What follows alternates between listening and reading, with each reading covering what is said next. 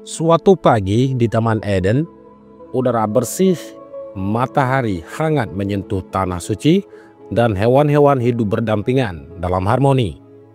Di tengah taman itu, seorang wanita membuka matanya untuk pertama kali. Ia tidak lahir dari rahim, tidak berasal dari masa kecil, dan tidak memiliki ingatan masa lalu. Ia diciptakan dari tulang rusuk, dibentuk dalam keheningan surgawi. Ia adalah Hawa. Namun, siapakah sebenarnya Hawa? Apakah ia benar-benar wanita pertama? Apakah ia ibu dari seluruh umat manusia? Atau memang ada versi lain yang selama ini tersembunyi dalam naskah-naskah kuno yang jarang dibahas? Dalam video ini kita akan membongkar misteri siapa Hawa sebenarnya dari 3 sudut pandang agama besar, yaitu Kristen, Yahudi, dan Islam. Maka bersiaplah, karena jawaban dari tiap ajaran itu bisa membuat kalian semua terperangah.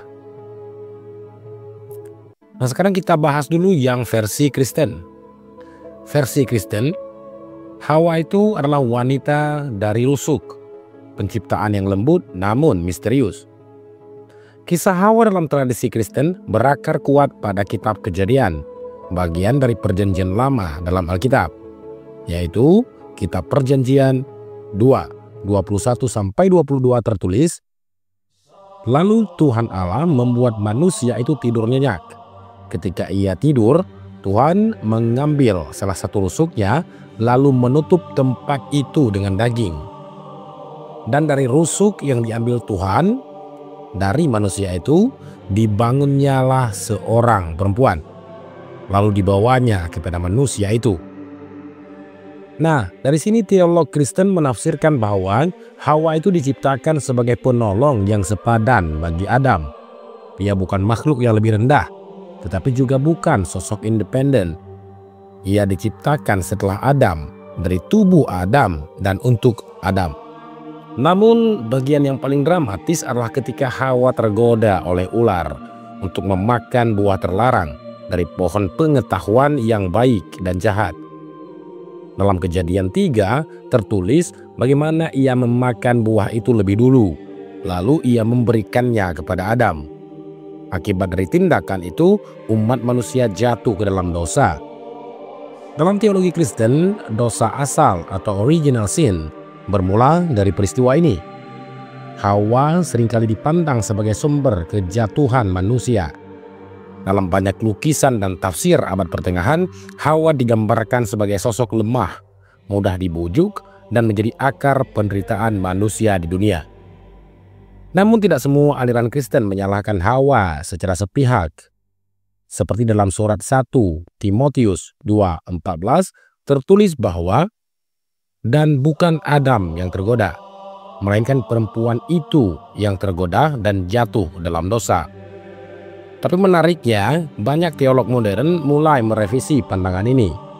Mereka menyatakan bahwa kisah Hawa bukan tentang dosa perempuan, melainkan tentang pilihan bebas manusia. Hawa adalah simbol dari kemanusiaan yang berani memilih. Dan dari keberanian itu dimulailah sejarah umat manusia. Selanjutnya dalam versi Yahudi, ada penafsiran yang bahkan menyatakan Hawa itu 2 orang, yaitu misteri Lilith dan wanita yang dilupakan. Jika dalam tradisi Kristen, Hawa dikenal sebagai wanita pertama, dalam tradisi Yahudi kisah ini menjadi lebih rumit, bahkan lebih kelam. Kitab Kejadian versi Ibrani memuat 2 kisah penciptaan manusia. Dalam Kejadian 1:27 mengatakan, "Maka Allah menciptakan manusia itu menurut gambarnya, laki-laki dan perempuan diciptakannya mereka." Tapi Kejadian 2 memuat versi lain, di mana Adam diciptakan terlebih dahulu, lalu baru Hawa dari tulang rusuknya. Tentu saja ini menimbulkan pertanyaan, siapa perempuan dalam Kejadian 1? Disinilah muncul sosok Lilith, wanita pertama sebelum Hawa. Dalam teks Midrash dan Zohar disebutkan bahwa Lilith adalah istri pertama Nabi Adam. Tetapi Lilith menolak untuk tunduk kepada Adam. Ia tidak mau berada di bawah kendali dan memilih meninggalkan Taman Eden. Lilith kemudian diidentifikasi sebagai roh jahat dalam tradisi mistik Yahudi. Ia menjadi lambang pemberontakan kaum perempuan dan dalam beberapa teks bahkan disebut membunuh anak-anak atau menyesatkan pria di malam hari. Setelah kepergian Lilith, barulah Tuhan menciptakan Hawa, bukan dari tanah seperti Adam, tetapi dari rusuk, agar ia lebih setia dan tidak memberontak. Kisah ini tidak ada dalam Alkitab Ibrani resmi, tetapi hidup dalam teks-teks rabanik dan mistik seperti Alphabet of Ben Sira. Hawa dalam konteks ini muncul bukan sebagai wanita pertama, melainkan wanita kedua, pilihan yang dianggap lebih stabil setelah kegagalan Lilith. Disinilah makna Hawa dalam Yahudi menjadi unik. Ia bukan hanya ibu umat manusia, tetapi simbol rekonsiliasi antara manusia dan kehendak ilahi. Ia juga bukan sekedar pendamping Adam, tetapi penerus tanggung jawab spiritual setelah pemberontakan. Yang terakhir dalam versi Islam, Hawa yang tidak pernah disalahkan. Berbeda dengan tradisi Kristen dan Yahudi, Islam menyajikan kisah Hawa dengan lebih seimbang. Dalam Al-Quran, nama Hawa memang tidak disebut secara eksplisit, tetapi dalam hadis dan tafsir, ia dikenal sebagai istri Adam dan diciptakan dari dirinya. Seperti surat An-Nisa 4 ayat 1 menyebutkan, "Hai sekalian manusia, bertakwalah kepada Tuhanmu yang telah menciptakan kamu dari seorang diri, dan daripadanya Allah menciptakan istrinya. Dan dari keduanya Allah memperkembangbiakkan laki-laki dan perempuan yang banyak." Namun yang paling menarik, Al-Quran tidak pernah menyalahkan Hawa atas kejatuhan manusia dari surga. Dalam surat Al-Baqarah 2:36 dan surat Al-A'raf 7:20-23 disebutkan bahwa keduanya, Adam dan istrinya, tertipu oleh setan dan sama-sama melanggar larangan Allah. Tidak ada penekanan bahwa Hawa lebih bersalah daripada Adam ataupun sebaliknya.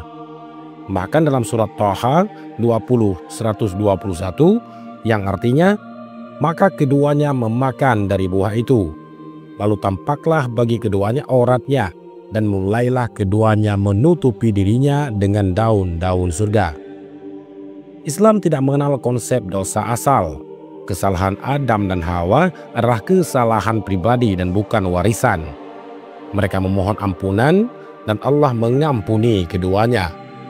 Dalam Islam, mereka tidak dikutuk, tetapi diberi kesempatan kedua di bumi. Hawa dalam Islam digambarkan sebagai sosok yang setara dengan Adam. Ia diciptakan dari diri Adam, tetapi tidak dikesankan lebih rendah.